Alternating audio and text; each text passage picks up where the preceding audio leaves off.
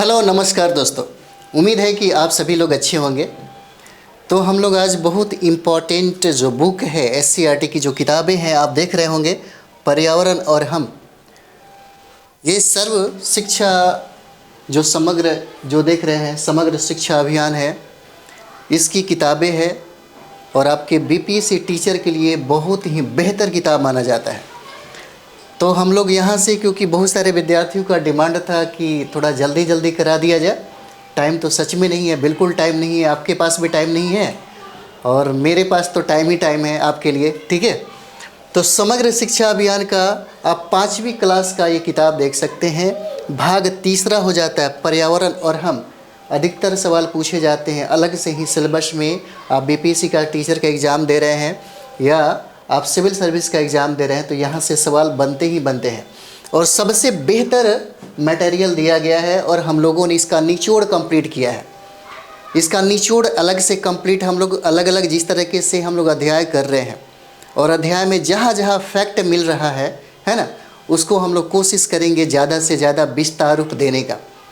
तो चलिए हम लोग इसको शुरुआत करते हैं। जितने भी लोग सर्व शिक्षा अगर किताब पढ़ रहे हैं तब तो अच्छा है, नहीं पढ़ रहे हैं तो कोई बात नहीं, यहाँ से आपका कंप्लीट हो जाएगा। और बीपीएससी जो ये टीचर का जो एग्ज़ाम हो रहा है, मार्च में जो एग्ज़ाम हो रहा है 3.0 का, है ना, एकदम ज़ोर शोर से लगे रहिए, एकदम मेहनत खूब करिए। जितना एनर्जी आपके पास है सारा का सारा एनर्जी लगा दीजिए, है ना, ताकि हो जाए। तो चलिए हम लोग शुरुआत करते हैं। ये हमारा पर्यावरण और हम हो जाता है। यहाँ से बहुत सवाल पूछे जाते हैं, बीपीएससी टीचर में बहुत सारे सवाल पूछे जाते हैं।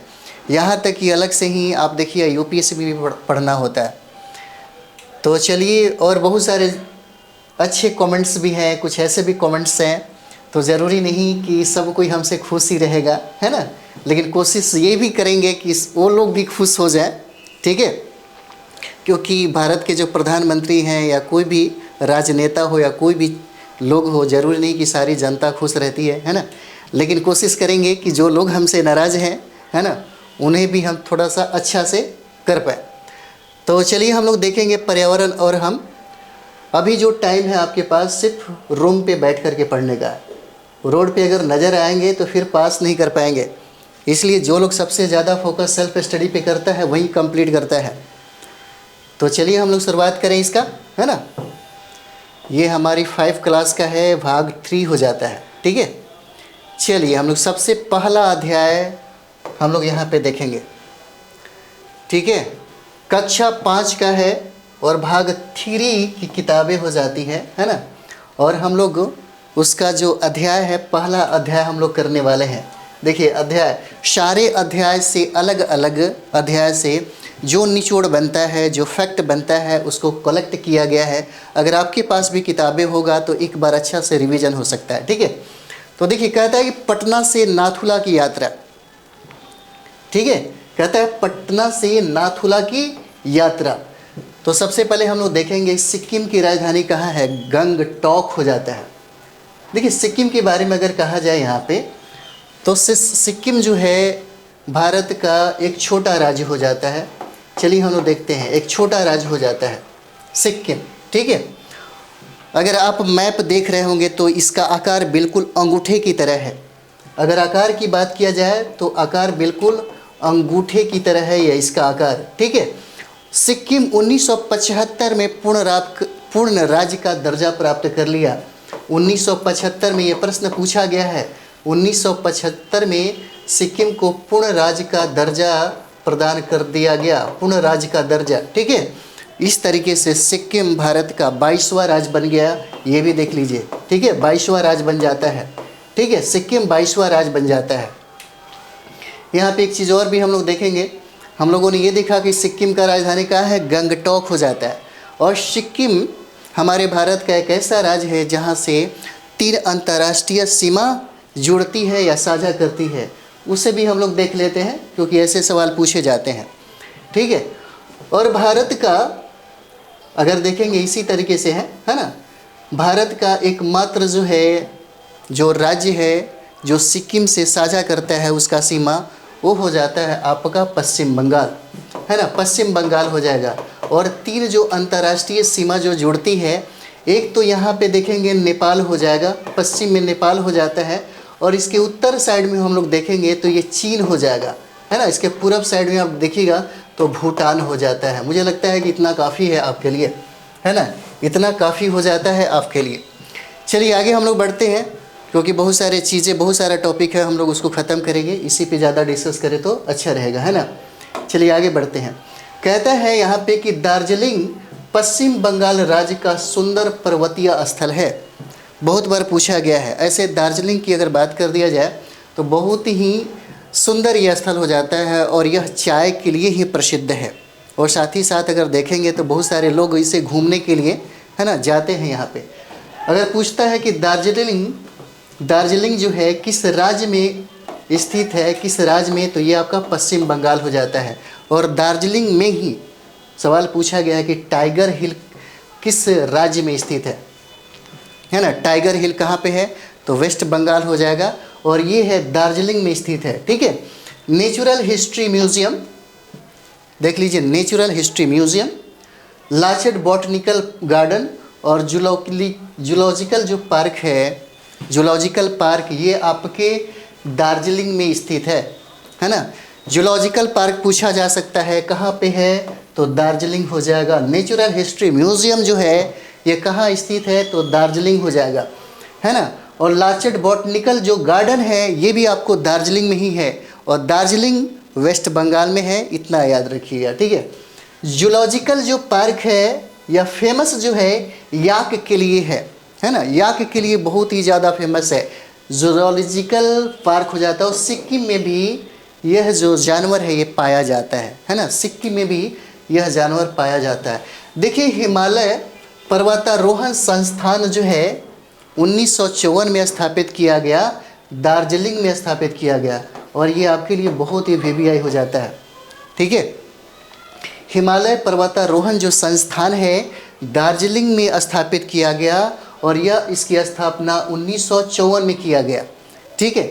एक और फैक्ट है जो बहुत इंपॉर्टेंट है, आगे हम लोग देखते हैं यहाँ पे।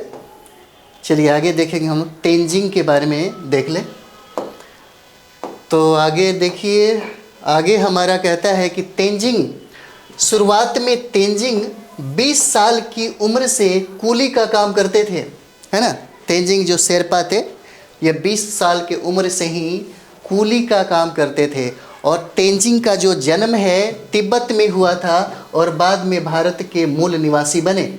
बचपन का दिन इन्होंने नेपाल में बिताया था, बचपन का जो दिन है इन्होंने नेपाल में बिताया था। सन 1953 में जेंजिंग नोर्गे सर एडमंड हिलरी, इनका पूरा नाम हो जाता है Tenzing Norgay sir Edmund Hillary, पर्वत श्रृंखला के सबसे ऊंचे शिखर कौन सा, एवरेस्ट पर चढ़े और भारत का झंडा लहराया, ठीक है। इन्होंने एवरेस्ट शिखर पर जाकर के झंडा लहराया, और एवरेस्ट शिखर की अगर हम लोग ऊंचाई की बात करें तो 8,848 मीटर हो जाता है। बहुत बार यह सवाल आपसे पूछा गया है ना। उसके बाद देखिए कहा जाता है कि तेंजिंग नोर्गे को सरदार की उपाधि भी दिया गया था। अगला हम लोग देखेंगे, हाल फिलहाल में बिहार की पर्वतारोही जिनका नाम श्रीमती निरुपमा अग्रवाल हो जाता है, ने माउंट एवरेस्ट की चोटी पर विजय प्राप्त किया। ये भी पूछा जा सकता है आपसे, पूछा जा सकता है कि बिहार की कौन ऐसा पर्वतारोही है जिन्होंने हाल ही फिलहाल में माउंट एवरेस्ट की चोटी पर विजय प्राप्त किया, तो उनका नाम क्या हो जाएगा, निरुपमा अग्रवाल हो जाता है, ठीक है। यहाँ पे हम लोग देखेंगे गंगटोक समुद्र तल से लगभग 6000 फीट की ऊंचाई पर स्थित सिक्किम राज्य की राजधानी है ना।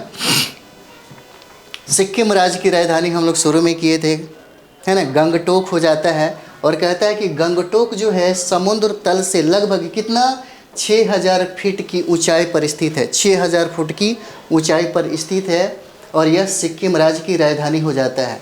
सिक्किम राज्य की जो प्रमुख जो नदियां हैं उसका नाम है तीस्ता, तीस्ता याद रखिएगा, है ना। तीस्ता जो है ये ब्रह्मपुत्र की सहायक नदियां भी हैं, और सिक्किम की प्रमुख नदियों में इनको रखा गया है। उसके बाद ये जो सवाल है आपके लिए पूछा जा सकता है, सिक्किम में लेप्या, नेपाली, भूटिया जो जाति हैं या जनजाति कह सकते हैं, ये निवास यहाँ पे करते हैं। कहाँ पे? सिक्किम में। सिक्किम में लेप्या पूछा जा सकता है कि लेप्या किस राज्य में निवास करते हैं, तो सिक्किम हो जाएगा। लेप्या कहाँ पे? सिक्किम में। और नेपाली जो है, नेपाली जो जाति हैं, ये कहाँ निवास करते हैं? सिक्किम में। और भूटिया भी सिक्किम में ही निवास करते हैं, है ना। अगला देखेंगे हम लोग। ये सारा का सारा आपको SCERT की किताब में दिया गया है।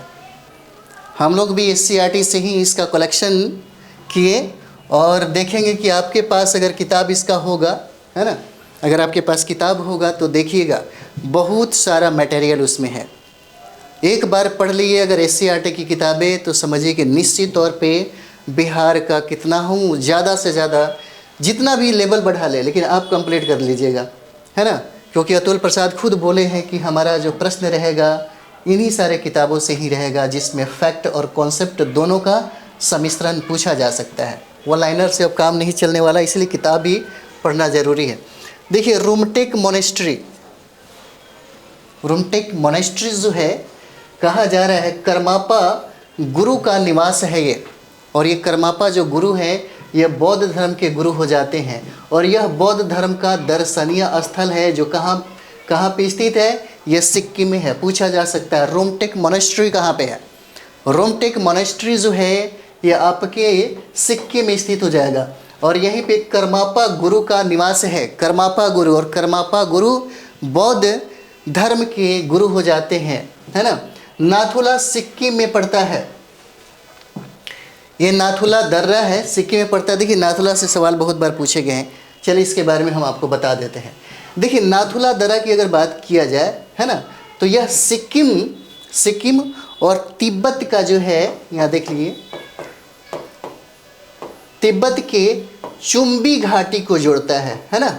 यह चुम्बी घाटी को जोड़ता है, यानी कि नाथुला जो है सिक्किम और प्लस क्या है, तिब्बत के चुम्बी घाटी को जोड़ता है। या आप कह सकते हैं सिक्किम और चीन को क्या करता है, यह जोड़ता है ना, जोड़ता है। और सबसे बड़ी बात है, इसी सिक्किम दर्रे से ही आप देखिएगा, जब भारत और चीन के बीच में 1962 में जब लड़ाई हुआ था, 1962 में भारत और चीन के बीच में जब लड़ाई हुआ था, तो उसी समय इसी नाथुला दर्रा को ही भारत सरकार के द्वारा बंद कर दिया गया।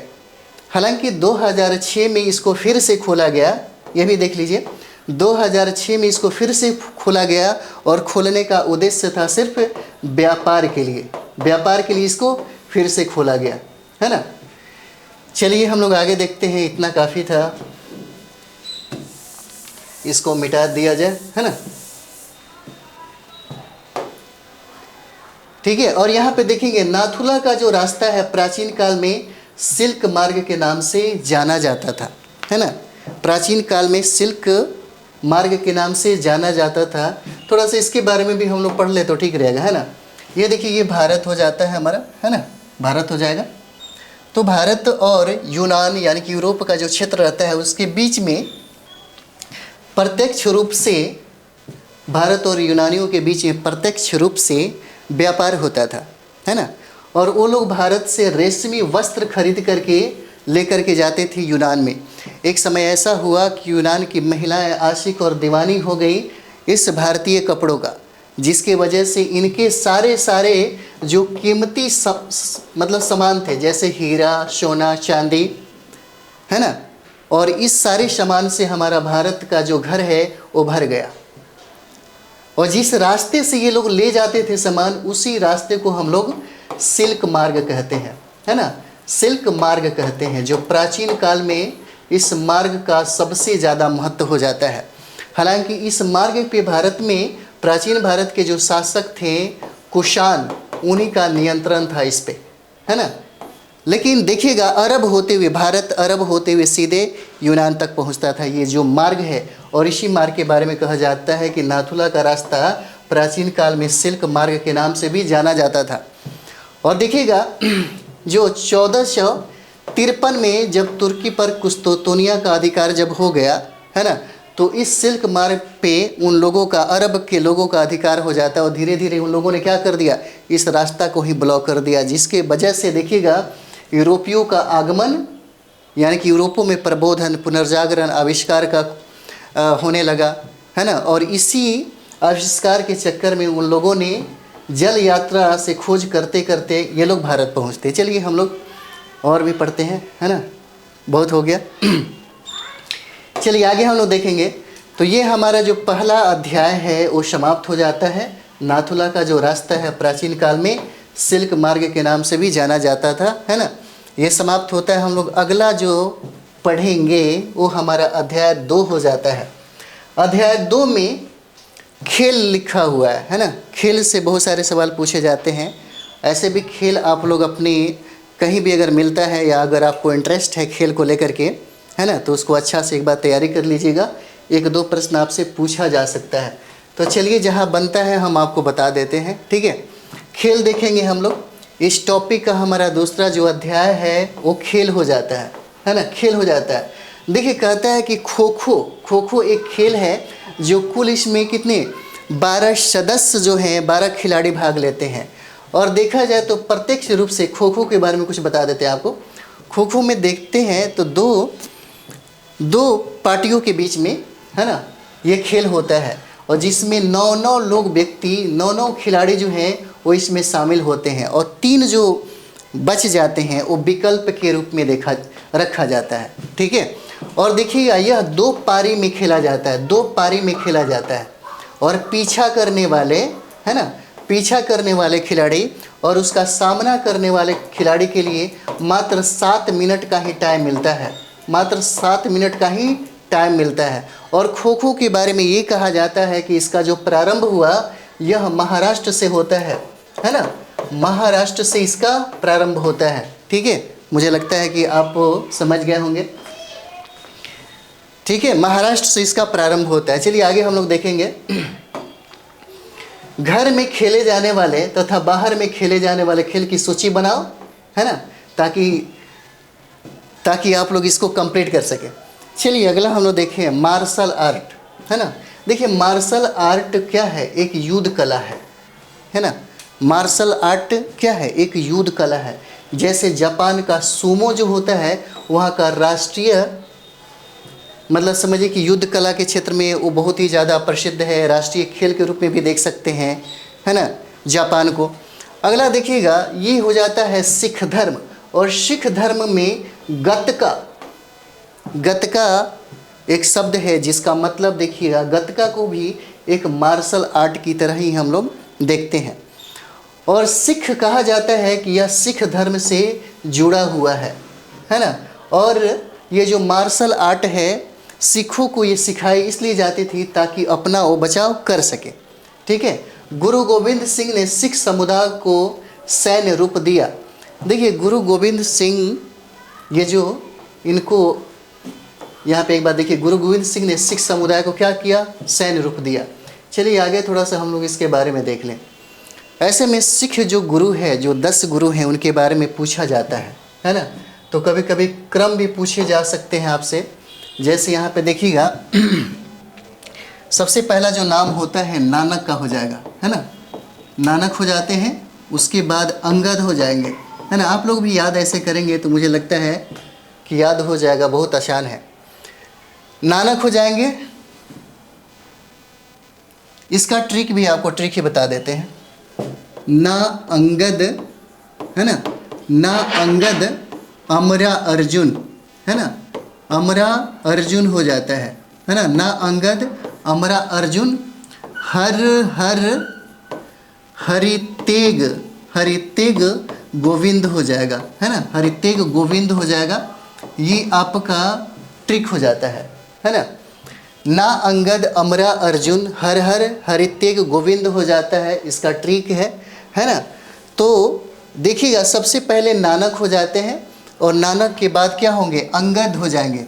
और अंगद के बाद अमरदास हो जाते हैं, उसके बाद अमर सिंह, उसके बाद रामदास हो जाएंगे, है ना, रामदास हो जाते हैं। उसके बाद देखिएगा अर्जुन देव हो जाते हैं, है ना, अर्जुन देव हो जाएंगे। और अर्जुन देव के बाद हर गोविंद हो जाते हैं, है ना। उसके बाद हर राय हो जाएंगे और हर राय के बाद हर किशन हो जाते हैं, हर किशन हो जाते हैं, ठीक है। उसके बाद आपके तेग बहादुर हो जाएंगे, तेग बहादुर हो जाते हैं, और तेग बहादुर के बाद आपके कौन हो जाएंगे, गोविंद सिंह हो जाते हैं, है ना, गोविंद सिंह हो जाते हैं। इस तरीके से सिख गुरु जो है 10 सिख गुरु हो जाते हैं आपके, ठीक है। तो आप लोग पढ़ रहे होंगे 10 जो सिख गुरु हैं उनके बारे में हम लोग देख रहे हैं, ठीक है। तो 10 सिख गुरु जो है, 10 सिख जो गुरु हैं हम लोग वो पढ़ रहे हैं, ठीक है। तो एक बार और देख लीजिए, क्योंकि कभी कभी क्रम में भी पूछा जाता है आपसे, सिख जो गुरु हैं 10 सिख गुरु का जो चर्चा है वो कभी कभी मिलता है। तो एक बार फिर से हम लोग इसको याद कर लें। सबसे पहले नानक हो जाते हैं, है ना, और नानक के बाद अंगद हो जाएंगे, ठीक है। और अंगद के बाद आपको देखिए इसका ट्रिक है, ना अंगद अमरा अर्जुन हर हर हरि तेग गोविंद। इतना भी अगर याद रखते हैं आप तो मुझे लगता है कि आपसे प्रश्न नहीं छूटेगा। नानक हो जाएंगे, अंगद हो जाएंगे, अमरदास हो जाते हैं, रामदास हो जाएंगे, अर्जुन देव हो जाते हैं, हरि गोविंद हो जाएंगे, हर राय हो जाएंगे, हरि किशन हो जाते हैं, तेग बहादुर हो जाएंगे, और अंतिम हमारे जो सिख गुरु हैं उनका नाम है गुरु गोविंद सिंह, ठीक है। तो चलिए हम लोग आगे बढ़ते हैं, आगे बढ़ा जाए, है ना। आगे में हम लोग यहाँ थे, गुरु गोविंद सिंह ने सिख समुदाय को सैन्य रूप दे दिया, ठीक है। अगला देखते हैं, कहता है कि गतका जो है, गतका सिख के सैन्य रूप का हिस्सा है और यह आत्मरक्षा के लिए भी सिखाया जाता है। गतका जो है एक मार्शल आर्ट है, लड़ाई कुश्ती का एक टेक्निक है, जो तरीका है, अधिकतर सिख समुदाय के लोगों को इसलिए सिखाया जाता था ताकि वो अपनी आत्मरक्षा स्वयं कर सके, है ना। सिख समुदाय के जो लोग हैं बैसाखी तथा गुरु गोविंद सिंह जयंती के मौके पर खेलते हैं इसे। आप देखते होंगे तलवारबाजी होता होगा कभी कभी, तो तलवारबाजी जो सिख लोग कभी कभी ऐसा करते हैं, वो बैसाखी का दिन और गुरु गोविंद सिंह के जयंती के मौके पर ऐसा किया जाता है, ठीक है। तो चलिए हम लोग आगे बढ़ते हैं, इसको आगे बढ़ाया जाए। आगे में हम लोग देख सकते हैं, यहाँ पे देखिए, उसके बाद हम लोग तीसरा अध्याय के तरफ में रुख करेंगे। कहा जाता है इस खेल को हिंदू मुस्लिम धर्म के लोग भी खेलते हैं, है ना। इस खेल को जिसको इस खेल को हिंदू मुस्लिम धर्म के लोग भी खेलते हैं। अब हम लोग अगला अध्याय करेंगे, वो हो जाता है हम लोग का तीसरा, है ना। अध्याय हमारा तीसरा हो जाता है। आप खुद कह रहे हैं कि थोड़ा लंबा टॉपिक होना चाहिए, थोड़ा सा ज़्यादा से ज़्यादा चीज़ों को समेटना, क्योंकि टाइम तो है नहीं, और सच में हम भी यही चाहते हैं, आपके डिमांड को ही हम पूरा कर रहे हैं। ऐसा नहीं है कि हम छोड़ेंगे आपको, है ना, नहीं छोड़ने वाले हैं। तो चलिए हम लोग अगला अध्याय करते हैं। तीसरा अध्याय है बीजों का बिखरना, है ना। बीजों का बिखरना तीसरा अध्याय है। उसमें देखिएगा जैन धर्म के जो 24वें तीर्थंकर हैं, 24वें तीर्थंकर जिनका नाम है महावीर स्वामी, और 23वां जो तीर्थंकर हैं वो हो जाते हैं आपके पार्श्वनाथ, और पहला तीर्थंकर है और ऋषभ देव हैं। यहाँ से सवाल आपसे पूछे जाते हैं, ठीक है। और हिस्ट्री का जो क्लास चल रहा है उसमें पूरा डिटेल्स मिलेगा। जो किताब में कहता है उसी पे हम लोग थोड़ा डिस्कस कर लें, है ना। इतना से आपका काम निकल जाएगा, नहीं तो ज़्यादा डिटेल्स पूरा जाएंगे तो फिर इसी में बहुत सारा टाइम लग जाएगा। अलग अलग क्लास जैसे इतिहास का चल रहा है तो उसमें आपको पूरा डिटेल्स मिलेगा, है ना। ये तो हम लोग पर्यावरण और हम कर रहे हैं। तो चलिए जो टॉपिक है बीजों का बिखरना, उसमें ये पॉइंट था, तो इस फैक्ट को हम लोगों ने कलेक्ट किया, ठीक है। तो देखिए तीर्थंकर जो वर्धमान महावीर का जो मंदिर है जमुई जिला के सिकंदरा प्रखंड स्थित लछुआड़ गांव में है। पूछा जा सकता है ये जो मंदिर है किस गांव में है, आजकल यही सवाल पूछा जाता है, क्योंकि बीपीएससी कहता है कि हम ऊपरी जो सतही लेवल का है उससे अब प्रश्न नहीं बनाने वाले हैं, इसलिए थोड़ा सा गहराई में जाकर के स्टडी करके आइएगा एग्ज़ाम देने के लिए। और अतुल प्रसाद खुद इन्होंने ये बात कहा था कि अगर आप टीचर बनना चाहते हो भी बीपीएससी से, तो आपको पढ़ना होगा एनसीईआरटी की किताबें, एससीईआरटी की किताबें, और यही एससीईआरटी का हम लोग अध्ययन कर रहे हैं, है ना। तो ये हो जाता है जमुई जिला के, इनका जो मंदिर है जमुई जिला के सिकंदरा प्रखंड में है लछुआड़ गांव, है ना, लछुआड़ गांव में ही स्थित है, इतना याद रहना चाहिए। देखिए जैनियों का एक समूह इसे महावीर की जन्म स्थली भी मानता है।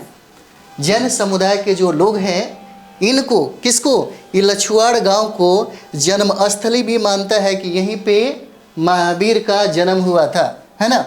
पेड़ पौधों के कहीं भी क्यों उग जाते हैं, ये भी आपका टॉपिक हो जाता है उसमें, और ये बहुत VVI है, इसको भी हम लोग पढ़ लेते हैं, है ना। जैसे तरह तरह से बिखरते बीज, तरह तरह से बिखरते बीज, तो देखिए तरह तरह से बिखरते बीज हैं, ये पूछा जा सकता है। कभी कभी ऐसे कुछ फल होते हैं जो फट जाते हैं, या देखिए जो चटक जाते हैं, है ना। और पूछा जा सकता है कि जो उससे बीज से जो फूल बनता है वो कौन सा उदाहरण माना जाता है। तो डायरेक्ट ऐसे भी सवाल आपसे पूछे जा सकते हैं। और आप तो बिल्कुल वन लाइनर पढ़ रहे होंगे, आप किसी का ये भी देखते हैं, क्या बोलते हैं, क्वेश्चन सेट जो प्रैक्टिस है, इसमें ये सारा चीज़ें नहीं मिलेगा, है ना। और आपसे सवाल यही पूछा जाता है, इसी तरीके से आपसे सवाल पूछ दिया जाएगा कि बताइए कि फटकर बिखरने वाले बीज का उदाहरण बताइए, कौन सा हो जाता है। तो ये देखिए हर श्रृंगार का फूल हो जाता है, और गुल मेहंदी के बीज हो जाते हैं, है ना, याद रखिएगा। उसके बाद देखिएगा हवा में उड़ने वाले बीज कौन होते हैं। हवा में उड़ने वाले बीज, अगर आप लोग गांव के होंगे तो पक्का आप समझ आइएगा, कपास का जो बीज है बहुत दूर तक, हवा के झोंके से बहुत दूर तक चला जाता है ना, कपास का बीज जो आप देख रहे होंगे। पानी में तैरकर बिखरने वाले बीज कौन होते हैं, ये सारे उदाहरण पूछे जाएंगे। आपसे उदाहरण दे देगा कमल एवं मुकुदनी का जो बीज है, उसमें आपको दे देगा हवा में उड़ने वाले बीज, उसमें देगा पानी में तैरकर बिखरने वाले बीज, है ना। उसके बाद देगा फटकर बिखरने वाले बीज, और पता चला कि आपको नहीं पता तो फिर गड़बड़ हो जाएगा, है ना। इसलिए पानी में तैरकर बिखरने वाले जो बीज हैं वो हो जाता है कमल का और मुकुदनी का, है ना। आगे हम लोग देखेंगे जानवरों की सवारी कर बिखरने वाले बीज कौन हो जाते हैं। इसलिए देखिए, इसलिए लोग SCERT की किताबें पढ़ता है, और 10 किताब पढ़ने से बेहतर है एक ही किताब को पढ़िए, लेकिन सटीक किताब पढ़िए। एक किताब पढ़िए, बार बार पढ़िए, सटीक किताबें पढ़िए, कोई भी कंपटीशन फाइट कर पाएंगे, ठीक है। तो पानी में तैरकर बिखरने वाले जो बीज है हम लोगों ने देखा, है ना। चलिए आगे हम लोग देखते हैं जानवरों की सवारी कर बिखरने वाले जो बीज हैं। तो गोखरू का बीज, ये देखिए गोखरू आप अगर इस्तेमाल इसका करेंगे तो इसका फ़ायदा बहुत ज़्यादा होता है। ये जानवरों के लिए खास करके बनाई जाती है, इससे दवा बनाया जाता है। आयुर्वेद में इसका बहुत ज़्यादा महत्व है गोखरू का, है ना। ये किडनी से संबंधित रोगों को ठीक कर देता है। चलिए आगे बढ़ते हैं। गाय भैंस आदि जैसे जानवरों के शरीर में चिपक कर बहुत दूर तक चला जाता है, कौन, गोखरू, है ना। आगे हम लोग देखते हैं पक्षियों द्वारा बिखराव। जैसे कभी कभी आप देखते हैं पीपल, बरगद, अमरूद, है ना, जैसे वो पौधे खाने के बाद जो बीट करते हैं उससे ये पौधे क्या हो जाते हैं, क्रिएट हो जाते हैं, बन जाते हैं। चलिए हम लोग अगला अध्याय करते हैं, मेरा बगीचा, है ना। अगला अध्याय है हमारा, अगला जो अध्याय है चौथा, मेरा बगीचा, है ना।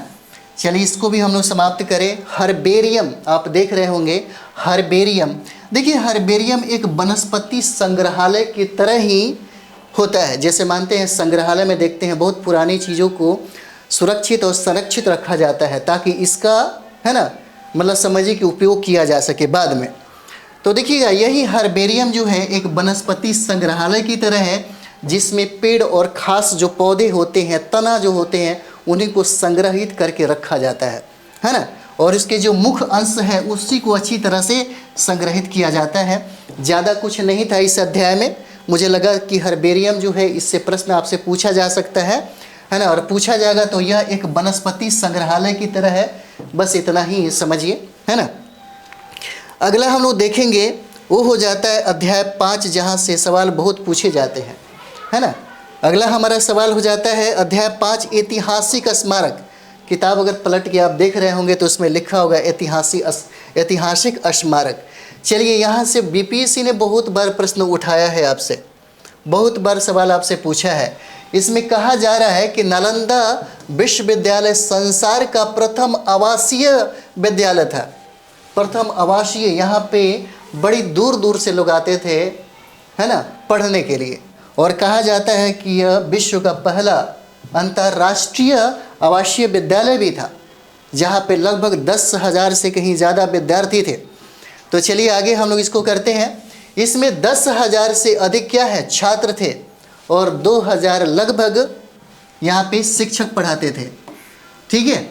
और इसकी स्थापना की अगर बात कर दिया जाए तो गुप्त वंश के सम्राट थे जिनका नाम था कुमारगुप्त। कुमारगुप्त थे जो इसका निर्माण करवाया था। हालांकि बाद में देखिएगा तो धर्मपाल, जो पाल वंश के सम्राट होते हैं धर्मपाल, इन्होंने इसके रख रखाव के लिए लगभग 200 ग्राम को दान में दिया था। 1198 और 99 में लगभग बख्तियार खिलजी जो तुर्क का सुल्तान था उसने इसको जला दिया। और कहा जाता है कि इनका पुस्तकालय नालंदा जो विश्वविद्यालय का जो प्राचीन समय में जो उसका जो पुस्तकालय था बहुत ही भव्य था। ये भी कहा जाता है कि लगभग 3 माह तक वो जलता रहा, धधकता रहा, इतनी किताबें थी वहाँ पे, इतनी बड़ा विशाल जो था वो पुस्तकालय था। ठीक है, चलिए आगे हम लोग देखते हैं। इस ज्ञान के केंद्र में विश्व के कोने कोने से विद्वानों तथा छात्रों को आकर्षित किया। किसने? तो नालंदा विश्वविद्यालय ने। ये कोरिया से विद्यार्थी यहाँ पे आते थे पढ़ने के लिए, जापान से, चीन से, तिब्बत से, इंडोनेशिया और तुर्की के छात्र भी यहाँ पे आकर के पढ़ाई करते थे। कहा जाता है कि 8वीं से 12वीं शताब्दी के बीच इसका उत्कर्ष का काल था। 8वीं से 12वीं सदी। और इसी समय में आप देखेंगे कि पाल वंश भी बिहार और बंगाल में अपना राज कर रहा होता है ना। यहीं पे चीनी यात्री जिनका नाम है ह्वेनसांग यहाँ आकर पढ़े थे। ह्वेनसांग जो चीनी यात्री थे यही नालंदा विश्वविद्यालय के स्टूडेंट थे।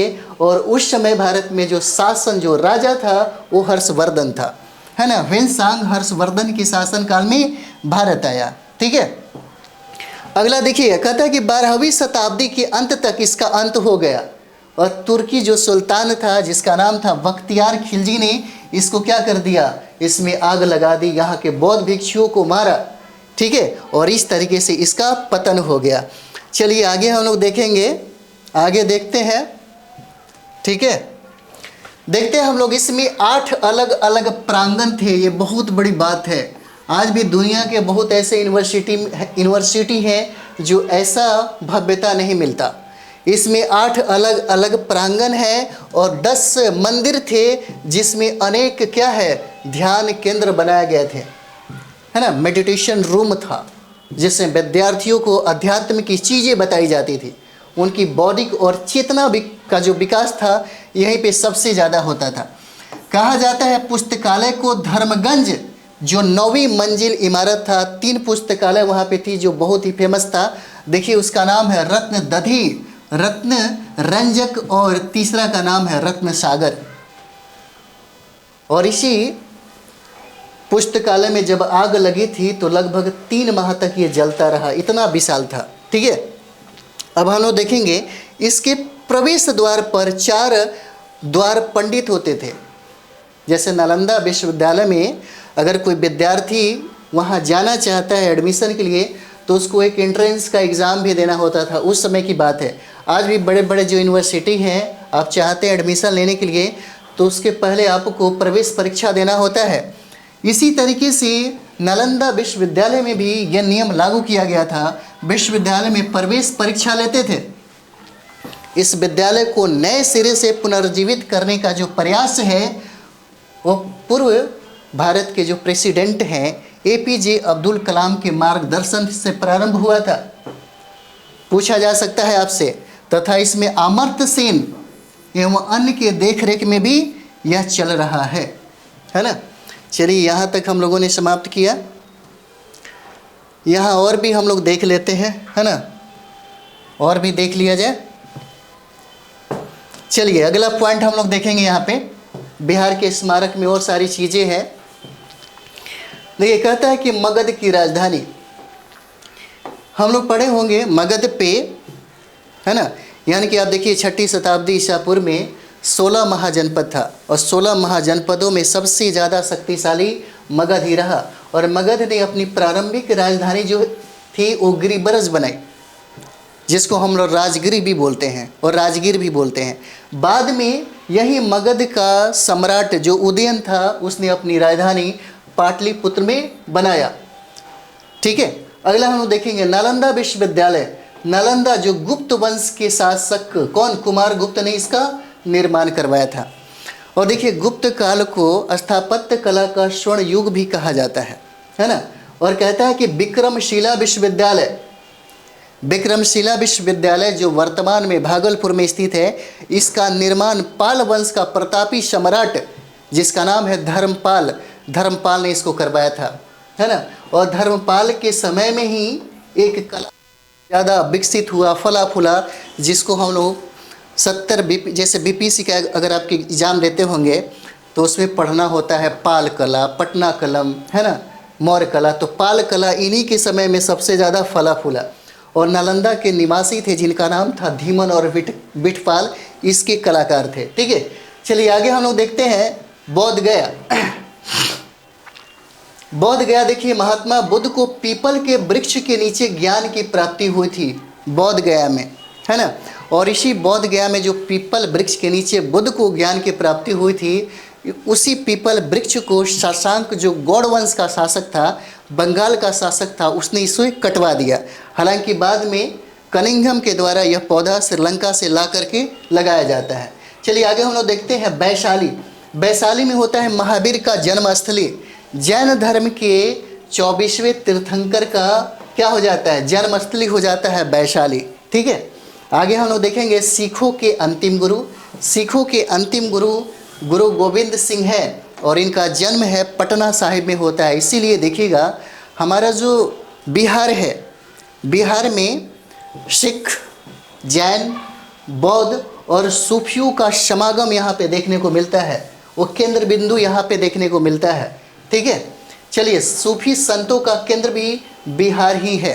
ठीक है, अशोक के स्तंभ की बात करें तो नंदनगढ़, लौरिया तथा लोहुआवा से प्राप्त हुआ है ना। चलिए आगे हम लोग देखते हैं। आगे देखा जाए मोतिहारी में, यानी कि कह सकते हैं पूर्वी चंपारण में, है ना, केसरिया का जो बौद्ध स्तूप है विश्व का सबसे ऊंचा और बड़ा बौद्ध स्तूप हो जाता है। बीपीएससी इसको बहुत बार सवाल पूछा गया है ना। आप बचपन में ही पढ़ रहे होंगे गोल घर, जब पटना आए होंगे तो आपके दिमाग में चलता होगा कि हम गोल घर जाएंगे। तो गोल घर देखिए पटना में ही है और बिहार में एकमात्र सूर्य मंदिर है। और ये भी बीपीएससी पूछ चुका है आपसे। ठीक है, और हो सकता है कहीं पूछ भी दे, इसलिए आपके लिए बहुत भी हो जाता है ना। मात्र एक सूर्य मंदिर है, देव का सूर्य मंदिर, और यह औरंगाबाद डिस्ट्रिक्ट में है। पूछा जा सकता है कि जल मंदिर कहाँ पे स्थित है, तो जल मंदिर आपका पावापुरी में हो जाता है। महाबोधि मंदिर की अगर बात कर दें तो महाबोधि मंदिर जो है, महाबोधि मंदिर आपको गया में हो जाता है। नालंदा विश्वविद्यालय के निर्माण में ईंट, पत्थर आदि का इस्तेमाल किया गया है और सीमेंट की जगह, यहाँ पे सीमेंट की जगह सुर्खी, चूना, उड़द की दाल, छुआ तथा गुंद आदि का प्रयोग किया गया है। ठीक है, तो हम लोगों ने लगभग 5 जो अध्याय था इसको समाप्त किया। 3-4 क्लास में और समाप्त हो जाएगा क्योंकि आपके पास टाइम नहीं है। हम ज़्यादा से ज़्यादा कोशिश करेंगे, हम भी पूरे रात जग के मेहनत करते हैं आपके लिए। ठीक है, ताकि आप भी इसका फ़ायदा ले सके और कंप्लीट करें। मेरा यही उद्देश्य है, आप कंप्लीट करें। तो चलिए हम लोग अगले वीडियो में मिलते हैं। इस सेशन को थोड़ा ज़्यादा से ज़्यादा अपने दोस्तों के बीच में, अपने साथी संगियों के बीच में शेयर करें और लाइक कमेंट्स भी करें। इसी तरीके से प्यार बरसाते रहें ताकि हमारे अंदर की एनर्जी हमेशा इसी तरह बनी रहे। ठीक है, तो कम से कम कमेंट्स हम ज़रूर पढ़ते हैं आपका और हम उस पर अमल करने के बारे में भी सोचते हैं। ठीक है, तो चलिए अगले वीडियो में मिलते हैं। Thank you very much.